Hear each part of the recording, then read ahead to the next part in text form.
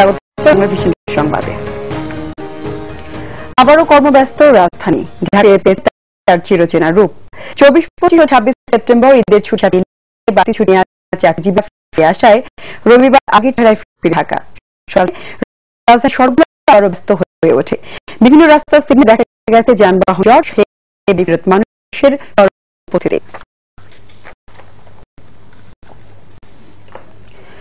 বিমানের অব্যবস্থাপনার কারণে হাজিদের দুর্ভোগের জন্য ক্ষমা চেয়েছেন পর্যটন শেখ খান মেনন। সকালে শাহজালাল আন্তর্জাতিক বিমানবন্দর পরিদর্শনে বিমান কর্মীদের কার্যক্রমে হতাশা প্রকাশ করেন বিমানমন্ত্রী। এ সময় লাগেজের জন্য অপেক্ষমান হাজিদের টাকা খাওয়া নিশ্চিত করার নির্দেশ দেন তিনি। আজ এই দুর্ভোগের সময় বিমান সফরের সমালোচনা করেন মন্ত্রী। সৌদি এয়ারলাইন্সের অব্যবস্থাপনার কারণেও হজযাত্রীরা দুর্ভোগ পোহাচ্ছেন বলে অভিযোগ করেন বিমান ও পর্যটন সচিব খোরশেদ আলম। তিনি বলেন, টিকিট সহ অভিযোগ রয়েছে সৌদি এয়ারলাইন্সের বিরুদ্ধে।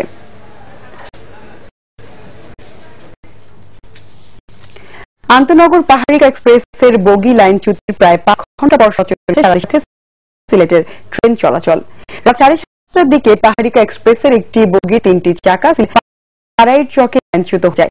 এরপরই বন্ধ হয়ে যায় ঢাকা সিলেট ও চট্টগ্রামের সাথে রেল যোগাযোগ। প্রায় 5 ঘন্টার চেয়ে রেল যোগাযোগ স্বাভাবিক রেলওয়ে প্রশাসন।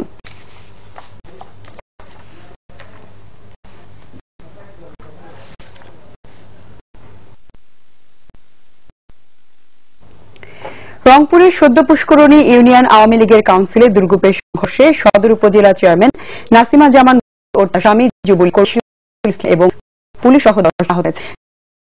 জামান ববি ও স্বামী মেডিকেল কলেজ হাসপাতালে ভর্তি করা হয়েছে।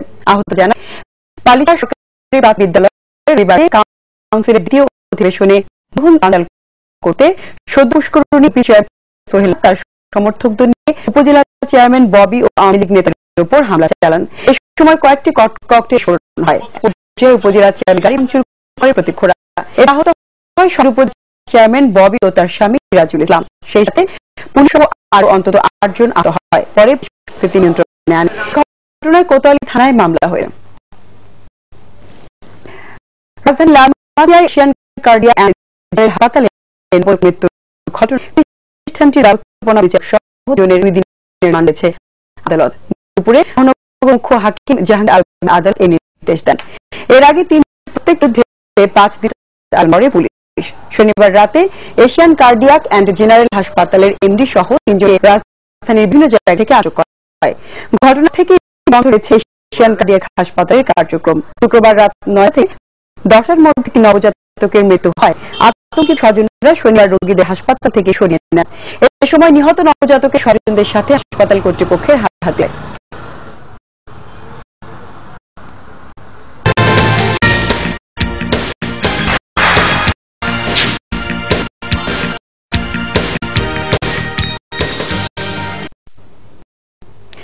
কিছু খবর নিয়ে এখন একটি ডেস্ক রিপোর্ট। আইনের ছাত্রদের পড়াশোনা শেষে দেশের মানুষের পাশে দাঁড়ানোর আহ্বান জানিয়েছেন ডক্টর কামাল হোসেন। আমেরিকা থেকে দেশে ফেরার পথে লন্ডনে এক সেমিনারে আহ্বান জানান তিনি। বিসিবি ইউনিভার্সিটি বাংলাদেশ সোসাইটি অ্যাসোসিয়েশনের উদ্যোগে এ সেমিনারে সভাপতিত্ব করেন সংগঠনের প্রেসিডেন্ট মিনহালুর রহমান নওমী। উপস্থিত ছিলেন আবির চৌধুরী, সিয়াম সিমি, আতিশা শাহবাজ, মোজাম্মেল মঈন সহ অনেকে। সৌদি আরব পূর্বাঞ্চলীয় প্রদেশ আল হাসায় চট্টগ্রাম ঐক্যপরিষদের অভিষেক হয়েছে। সংগঠনটির চেয়ারম্যান সভাপতিত্বে অভিষেক অনুষ্ঠানে প্রধান অতিথি ছিলেন ডক্টর মোহাম্মদ আলী। বক্তব্য রাখেন আজমির উদ্দিন, মোহাম্মদ জাকারিয়া, লোক সদাগর, আফসার নজরুল ইসলাম, নূর হোসেন, মোহাম্মদ সিরাজ, জাহার হোসেন, মহিউদ্দিন সহ অন্যরা। সংযুক্ত আরব আমিরাতে বঙ্গবন্ধু পরিষদ কেন্দ্রীয় কমিটি আবুধাবির সভাপতি ইফতেখার হোসেন বাবুলকে আবুধাবি ইন্টারন্যাশনাল এয়ারপোর্টে সংবর্ধনা দিয়েছে সংগঠনটির নেতারা।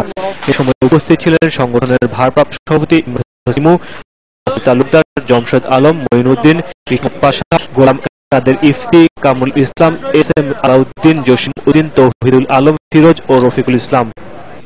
সৌদি আরবের দায়ী ঈদ উৎসব করেছে কি ও সাবা বিনপি।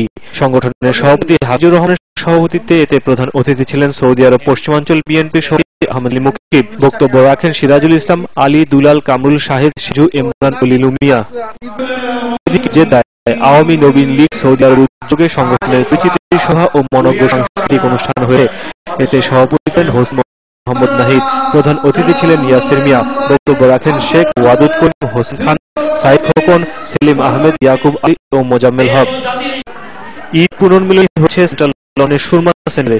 সেন্টারের চেয়ারম্যান মকসুদ হোসেনের সভাপতিত্বে অতিথি ছিলেন Camden councillor deputy mayor Nadia Shawkat Mahmud ও মরিয়মের পরিচালনায় বক্তব্য রাখেন আব্দুল করিম, সিম মিয়া, ফাতমিয়া, কাউন্সিলর আব্দুল কাদের, শেবুল সহ অনেকে।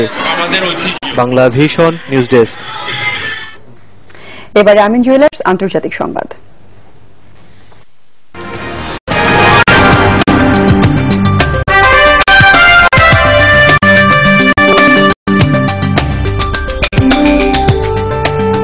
আফগানিস্তানের কুন্দুজে দাতব্য সংস্থা এমএসএফ হাসপাতালে নেটো বাহিনীর হামলায় চিকিৎসক সহ ১৯ জন নিহতের ঘটনায় গভীর শোক জানিয়েছেন মার্কিন প্রেসিডেন্ট বারাক ওবামা এবং জাতিসংঘ মহাসচিব বান কি মুন। ঘটনাটি পূর্ণ তদন্তের নির্দেশ দিয়েছেন মার্কিন প্রেসিডেন্ট বারাক ওবামা, আর একে ক্ষমার অযোগ্য ও যুদ্ধাপরাধ হিসেবে উল্লেখ করে এর সঠিক ও পূর্ণাঙ্গ তদন্ত চেয়েছে জাতিসংঘ। রবিবার এক বিবৃতিতে সংস্থাটির মানবাধিকার সংস্থা প্রধান জেদ রাদ আল হুসেইন বলেন, হামলাকে ভুলবশত উল্লেখ করে পার পেয়ে যেতে পারে না নেটো বাহিনী। গত ৫ বছর ধরে ওই এলাকা নেটো ও মার্কিন বাহিনীর ভালো করে চেনা বলে উল্লেখ করেছেন দাতব্য সংস্থা এমএসএফ প্রেসিডেন্ট। বিমান হামলার জন্য ক্ষমা চেয়েছেন আফগানিস্তানে নিযুক্ত মার্কিন সেনাবাহিনীর প্রধান জন ক্যাম্পবেল। এদিকে ভয়াবহ এই হামলার পর কুন্দুজের হাসপাতালটি থেকে নিজেদের সব কর্মীকে সরিয়ে নিয়েছে দাতব্য সংস্থাটি। শনিবার মধ্যরাতে নেটোর হামলায় হাসপাতালের ৭ চিকিৎসক, ৩ কর্মী ও রোগী সহ নিহত হয় অন্তত ১৯ জন। আহত ৩৭ জনের ১৯ জনই হাসপাতালের কর্মী। এবারে ক্লেমন খেলার সংবাদ।